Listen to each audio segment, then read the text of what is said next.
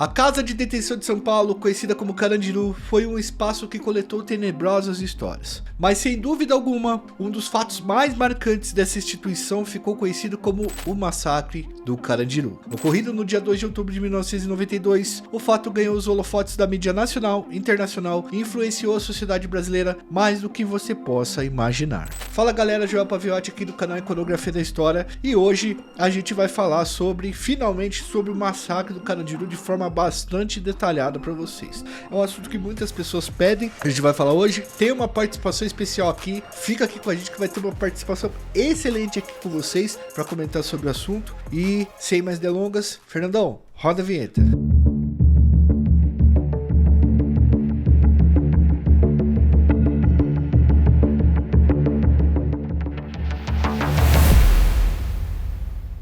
Pessoal, aqui nós já falamos inúmeras vezes sobre a Casa de Detenção do Carandiru. Nosso canal tem vários vídeos sobre o assunto. E também tem um vídeo bastante detalhado, com mais de 1 hora, sobre toda a história da instituição. Pega lá desde quando ela foi construída até ela ser demolida e as influências dessa instituição na nossa história. É um documentário bastante interessante. O Fernando vai até colocar a thumb aí, depois vocês assistam esse documentário aí que é bem completo, tá? Eu indico muito. Mas hoje nós vamos falar especificamente do Massacre do Carandiru e o quanto ele marcou as nossas vidas, mesmo que você não tenha a mínima noção disso daí. Enfim, galera, todo mundo que acompanha o canal sabe o que foi o Carandiru, mas vale aqui uma pequena explicação antes de adentrar no fato. Pessoal, a Casa de Detenção de São Paulo foi construída para abrigar a população carcerária de uma cidade que crescia exponencialmente, como era o caso da capital paulista. Ali, no bairro chamado Carandiru, foram construídos 9 pavilhões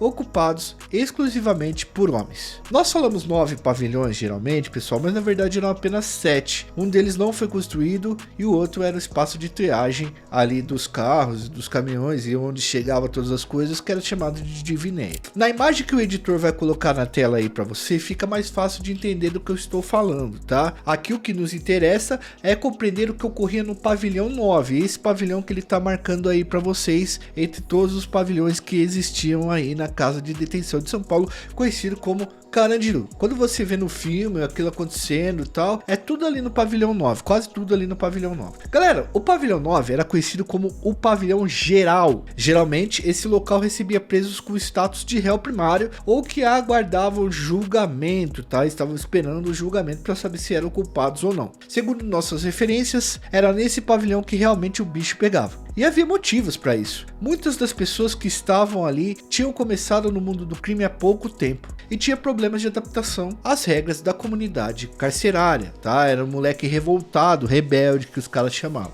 Ainda era moleque, né? Não era um homem formado de cadeia. Ou seja, havia uma quantidade enorme de confusão que os presos e funcionários precisavam se virar para diluir tantos conflitos. Muito diferente do pavilhão 8, por exemplo, que era o pavilhão que chamavam de cobras criadas, que eram os caras que já eram reincidentes, viviam no mundo do crime e entendiam muito bem essa ética do crime para você caçar menos confusão e arrumar, obviamente, menos problemas. Tanto que na época, muita gente chamava o pavilhão 9 de Caldeirão do Diabo. Muitas rebeliões ocorreram naquele local. Muitas execuções ocorriam ali, às vezes 2 vezes por dia. Foi então que no dia 2 de outubro de 1992, uma sexta-feira, os presos limpavam o pavilhão 9 para receber visita, que seria no sábado e no domingo. Um dia normal na cana, tá? Naquele dia também estava rolando a final do campeonato de futebol do presídio. O pavilhão 9 estava na partida e venceu por 2-1. Isso era 2 horas da tarde mais ou menos. E os caras estavam voltando pro pavilhão, os times, né? Quando alguns presos ficaram sabendo que estava rolando uma briga. A briga dentro do pavilhão 9 era entre Luiz Antônio Nascimento, conhecido como Barba, e Luiz Tavares de Azevedo, conhecido como Coelho. Os caras, pessoal, eles entraram numa treta, tá? O Barba, ao que parece que pudemos coletar, o Barba vendeu pro Coelho algumas gramas de erva. E o Coelho não pagou a erva porque não tinha recebido visita. Já havia uma semana que o Barba estava cobrando bastante ele. Nós conversamos com uma pessoa que conhecia os 2 presos. O Coelho trabalhava na parte judiciária do presídio, né? Que trabalha lá com os alvarás, com os processos, com os internos, aquelas coisas. E o Barba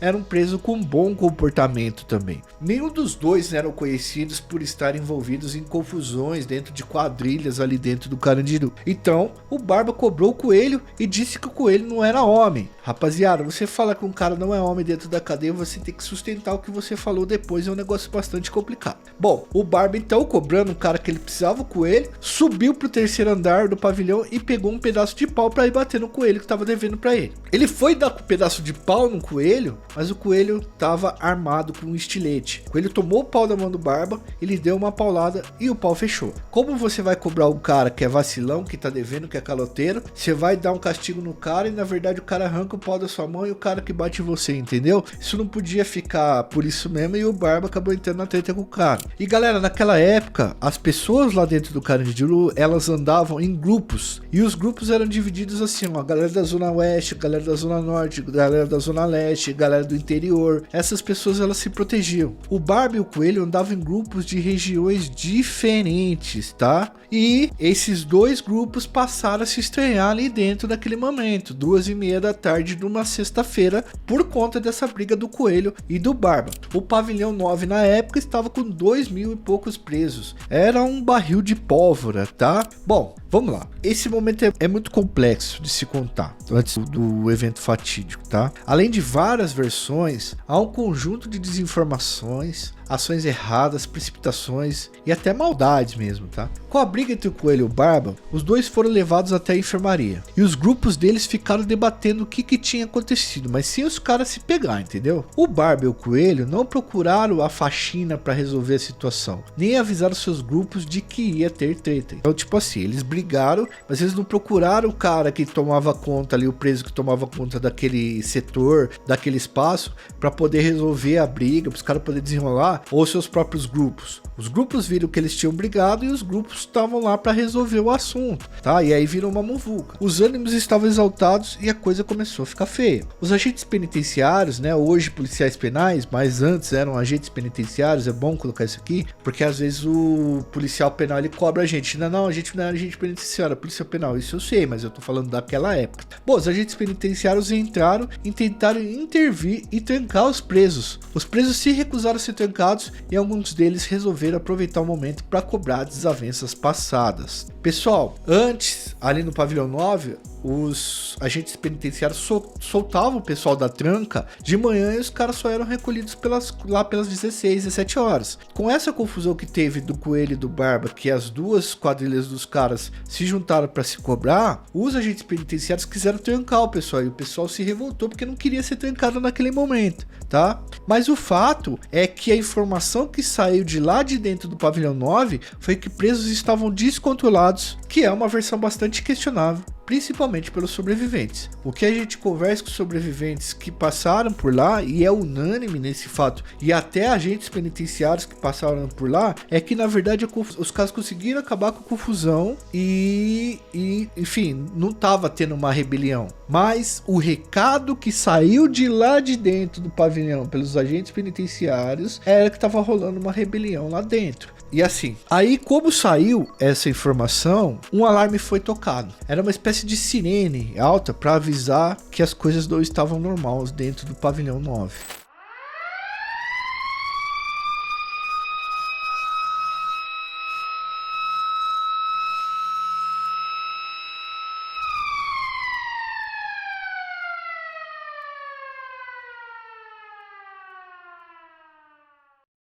Após o toque do sinal, o protocolo era o seguinte: se os agentes não conseguissem controlar os internos, a polícia militar ficava responsável. Aí, os agentes penitenciários tentaram entrar, os caras jogaram óleo, fizeram barreira, o que aumentou ainda mais a ideia dos agentes penitenciários que os caras estavam rebelados lá dentro. Tava tendo gritaria, estavam batendo com faca nas grades e tal. Havia um batalhão de polícia bem atrás da prisão, tá? Que era um local estratégico. O diretor da época do presídio era o José Ismael Pedrosa, um cara muito experiente no sistema penitenciário paulista. E acreditando nas informações recebidas dos funcionários, ele chamou a polícia. E assim, galera, é interessante porque a gente tem um vídeo aqui, vou pedir para colocar também para vocês verem, que é o vídeo do José Ismael Pedrosa. Esse vídeo, a história interessante dele que ele tinha no Carandiru, tinha a respeito de muita gente lá. Mas enfim, ele também começou a acreditar que estava tendo uma rebelião lá dentro. Em poucos minutos, chegaram à prisão cerca de 320 policiais de diversas guarnições, incluindo o Batalhão de Choque, o GAT, né, que é o Agrupamento de Ações Táticas Especiais, da COI, o Comando de Operações Especiais,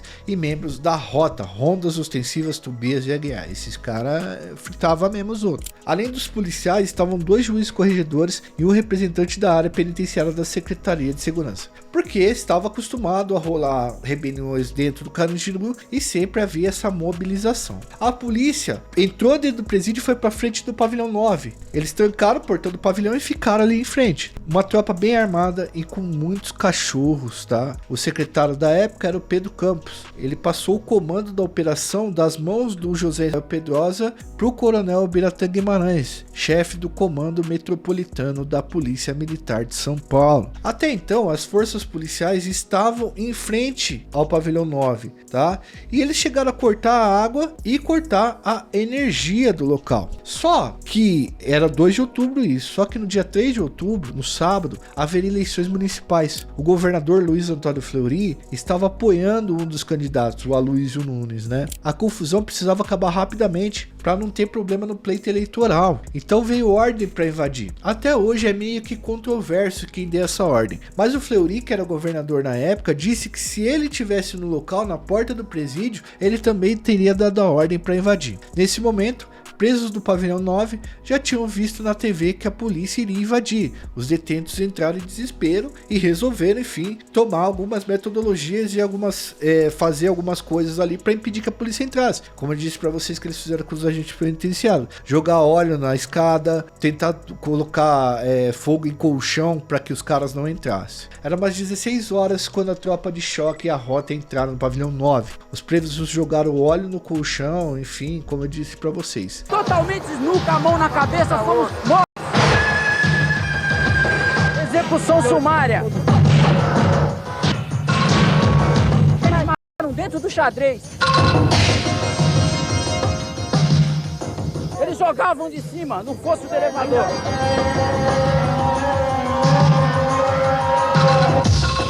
Eu vi um holocausto. Eu vi um holocausto.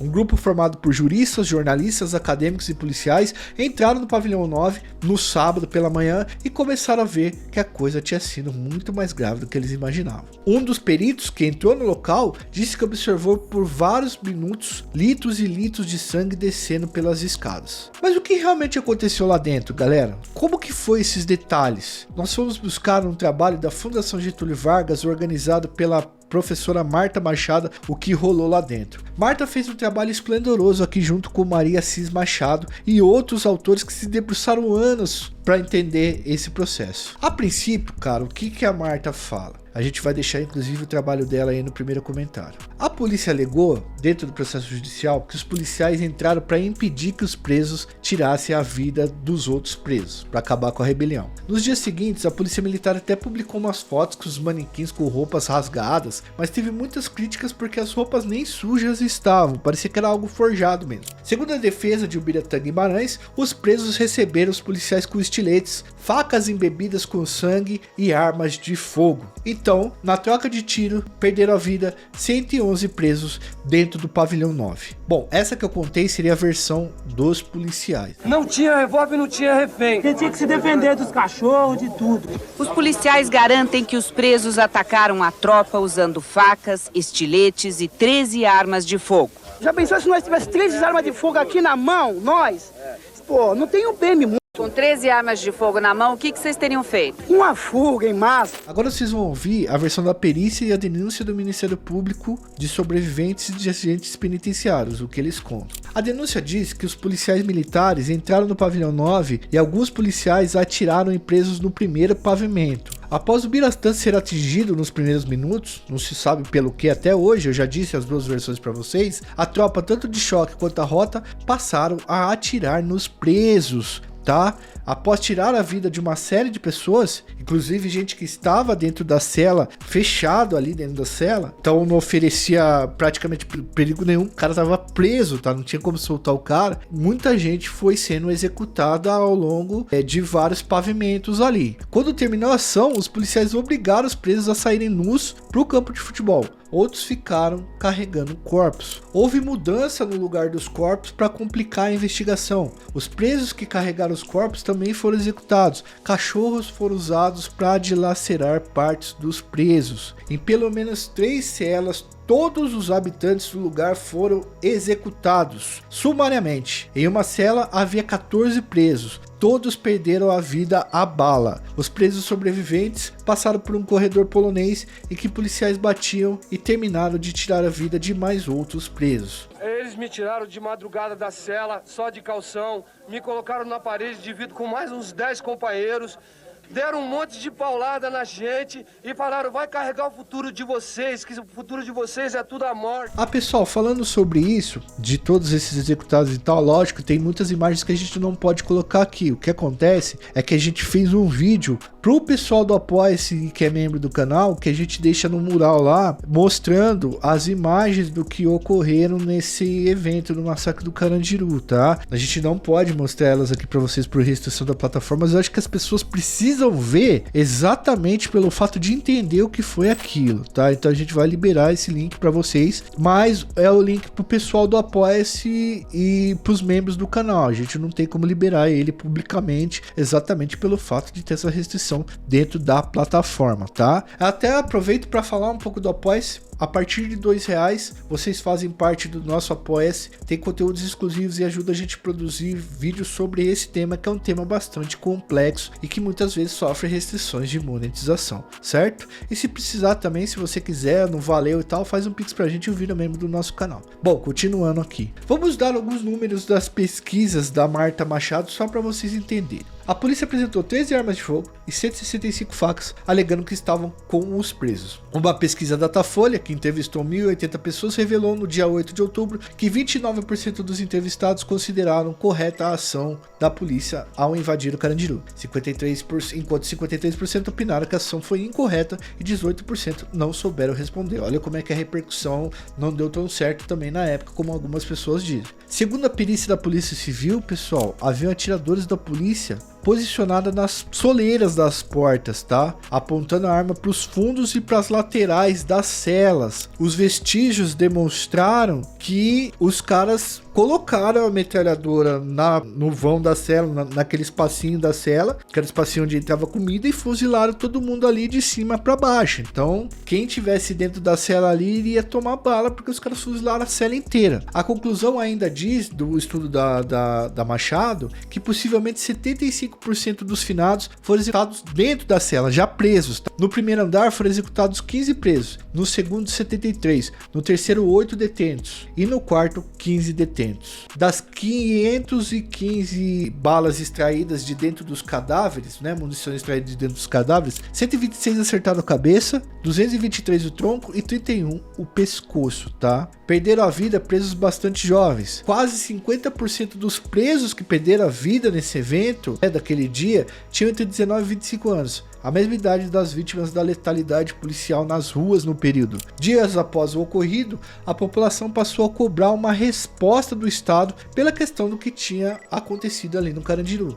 Após a cobertura da imprensa, muita gente mudou de opinião e achou que o que a polícia fez foi realmente errado. O massacre do Carandiru, pessoal, entrou para a história não apenas do país e do mundo, mas também influenciou muita produção cultural em meados e final dos anos 90 e início dos anos 2000. E essa parte de aspectos culturais e cultura pop não é muito a nossa. Por isso nós chamamos aqui o nosso amigo Lucas do canal Aprofundo, que é especialista em cultura pop e nostalgia. O cara manja muito e pedimos para ele fazer uma análise de como o Carandiru e esse evento influenciaram as produções culturais do Brasil. E olha, tá muito interessante. O canal dele tá aí na descrição e eu peço que após assistir aqui esse vídeo, dê uma passadinha lá para conhecer o trampo desse cara e se inscreva. Fale lá nos comentários que você veio pela iconografia da história, que eu acho que é legal. Bom, é com você, meu querido Lucas. O bastão tá na tua mão aí para falar um pouco sobre essa questão. E aí, Joel e todo mundo que assiste o Iconografia da História, tudo bem? Eu sou o Lucas Seixer, do canal Aprofundo, e para mim é uma honra estar aqui nesse canal para falar de um dos filmes mais marcantes do nosso cinema,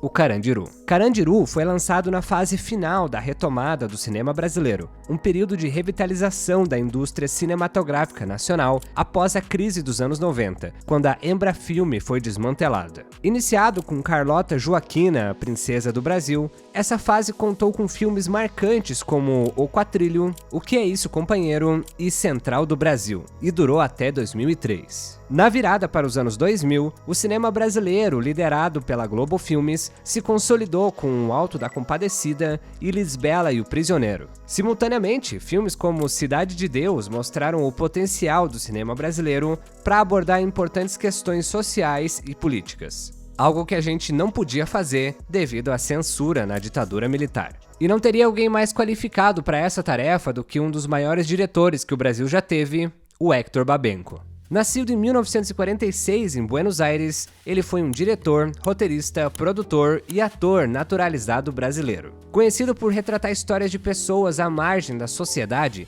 seus filmes são reconhecidos internacionalmente. Babenco foi nomeado 3 vezes à Palma de Ouro em Cannes e uma vez ao Oscar em 1985 pelo filme O Beijo da Mulher-Aranha, um dos seus trabalhos mais aclamados. Outras obras de destaque incluem Lúcio Flávio, O Passageiro da Agonia, Iron Weed, estrelado por Jack Nicholson e Meryl Streep, e Pichote, A Lei do Mais Fraco. Em uma entrevista, Héctor Babenco revelou que foi paciente de Drauzio Varela por um tempo. Durante suas consultas, o doutor frequentemente contava histórias sobre as suas experiências no Carandiru que sempre fascinaram Babenco. Ele encorajava Drauzio a compartilhar e registrar essas histórias. Em 1999, com o lançamento de Estação Carandiru, o Héctor ficou muito maravilhado ao ver essas histórias retratadas de forma tão honesta e interessante. Esse livro aqui despertou o seu interesse de adaptar essas histórias para o cinema. Quando eu era mais novo, eu não fazia nem ideia dessa história de Drauzio Varela e o Carandiru. Para mim, Carandiru era um filme que passava na Globo, que eu não podia assistir, e Drauzio era o médico simpático que passava no Fantástico. Só depois de ler Estação Carandiru que eu fui entender que o Drauzio é um baita de um escritor e médico. O filme Carandiru mantém uma adaptação fiel ao material original, buscando humanizar os personagens ao narrar histórias cotidianas e impactantes dos detentos. No entanto, há algumas diferenças notáveis entre o livro e o filme. O livro, sendo uma obra de reportagem, surpreende ao mostrar o dia a dia dos personagens de forma amena e bem-humorada em alguns momentos, construindo um impacto dramático de maneira gradual e culminando inesperadamente no massacre, gerando uma finalização bem tensa. Já no filme, embora as histórias pessoais dos detentos sejam o foco, há uma ênfase muito maior no massacre, diminuindo a sensação de surpresa que o livro oferece. Além disso, enquanto no livro o médico apresenta contextos e reflexões sobre as suas experiências, aprofundando suas percepções e reações, no filme ele aparece como uma figura narrativa sem explorar tanto essas percepções. Então o filme é uma adaptação fiel do livro, mas toma algumas liberdades para favorecer a transição para a mídia cinematográfica. O filme é ambientado no final dos anos 80. Ele inicia com a chegada de um médico sanitarista que se oferece para realizar um trabalho de prevenção a doenças no maior presídio da América Latina. Ao entrar no presídio, ele se depara com a violência, a superlotação e a precariedade dos serviços, observando de perto a desumanização dos presos. A partir daí, o longa apresenta diversas histórias de diferentes personagens que habitam aquele ambiente carregado e precarizado. Entre essas histórias, acompanhamos o relacionamento da travesti Lady Di com um ladrão descolado conhecido como Sem Chance, a complexa e trágica amizade de Deusdedit e Zico, a jornada de Ezequiel, um detento apaixonado por surf que enfrenta o dilema do vício, e os casos amorosos de Majestade, entre outros núcleos. Essas histórias buscam humanizar os detentos e mostrar as condições desumanas da prisão. Ao longo do filme, o enredo passeia por cenas que envolvem disputas familiares e até romances que se desenrolam durante as vésperas do fatídico massacre de 92. A seleção de atores para o filme Carandiru envolveu testes com 2.700 candidatos, dos quais cerca de 400 participaram de workshops com o preparador Sérgio Pena, o mesmo de Bicho de Sete Cabeças, resultando na escolha de 120 atores, incluindo o elenco principal. A preparação, considerada a parte mais difícil do filme, incluiu Luiz Carlos Vasconcelos, o ator principal, acompanhando Drauzio Varela no Carandiru, disfarçado de estudante de medicina, para se familiarizar com o ambiente. Com 26 atores e 8.000 figurantes, a produção foi grandiosa e complexa. O Pavilhão 2 foi utilizado para as filmagens e a experiência de filmar dentro do Carandiru deixou uma impressão profunda nos atores. Esses elementos contribuem para uma atmosfera carregada de dor. Wagner Moura relatou que o ambiente era horrível e que ele ficava doente todos os dias devido à energia pesada do local. O filme conta com um elenco fenomenal com Ailton Graça, Rodrigo Santoro, Gero Camilo, Lázaro Ramos, Caio Blá, Wagner Moura, Milen Cortaz e muitos outros. Rita Cadillac interpretou ela mesma em um show no Carandiru. Na vida real, ela ganhou o título de madrinha do Carandiru ao realizar shows nas prisões brasileiras na década de 80, incluindo a Casa de Detenção de São Paulo. Seus shows, motivados pelo desejo de levar entretenimento e alívio aos detentos, proporcionaram uma pausa no cotidiano difícil da prisão. Os presos a viam como uma figura materna e amiga, alguém que se importava com eles, o que solidificou sua imagem como um símbolo de solidariedade e apoio social, especialmente destacado no filme. Também é o último filme do rapper Sabotage, que foi morto antes mesmo do lançamento nos cinemas. Ou seja, ele não viu o filme chegar às salas de exibição.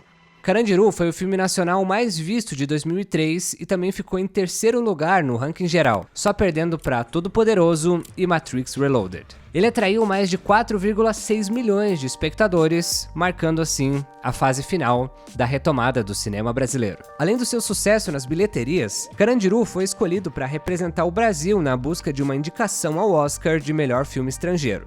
Embora não tenha sido indicado, a seleção ressalta a importância e o impacto do filme, tanto no cenário nacional quanto internacional, destacando a capacidade do cinema brasileiro de abordar temas sociais e políticos relevantes com profundidade e sensibilidade. Carandiru é considerado um dos filmes mais importantes do cinema nacional por diversas razões, incluindo a sua qualidade cinematográfica, a exposição de temas que antes eram censurados e a representação de um dos maiores massacres da história do Brasil. Além disso, Carandiru aborda temas que eram tabus durante a ditadura militar no Brasil, como a vida nas prisões e a violência institucional. O filme trouxe à tona histórias de marginalização, criminalidade e a luta pela dignidade dentro do sistema prisional brasileiro, temas que não podiam ser discutidos livremente. Dessa forma, Carandiru contribuiu para a abertura de um diálogo necessário sobre direitos humanos e justiça social no país. Cenas marcantes do dia a dia dos presos chocam a maioria das pessoas, mas ao mesmo tempo revelam o cotidiano escondido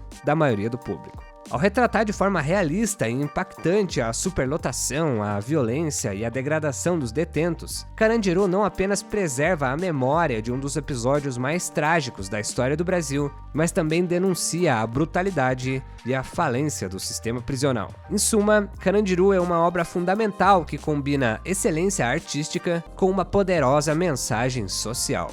Eu só posso terminar falando: assistam Carandiru e viva o cinema nacional. Valeu, Joel.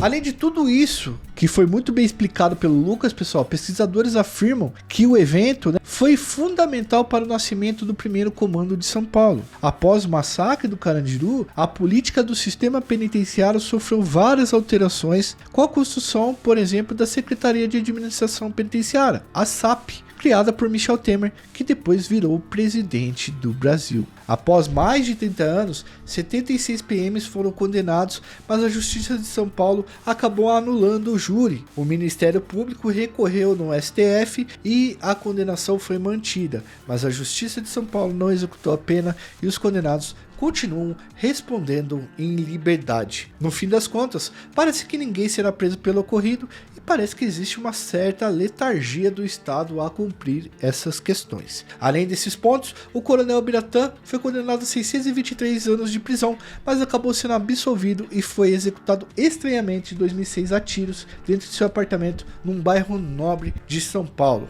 A mulher dele na época chegou a ser investigada e acusada pelo crime, mas ela foi absolvida e até hoje o crime é um mistério. O Biratã chegou a se eleger deputado estadual por São Paulo e imagina o número que ele usou: 1411. Bom, galera, eu espero que vocês tenham gostado do vídeo, desse collab com o Lucas. Depois vai lá no Aprofundo e assiste um pouco de vídeo lá, que eu tenho certeza absoluta que vocês vão gostar demais. Sou Joel Paviotti, fui, valeu, até uma próxima.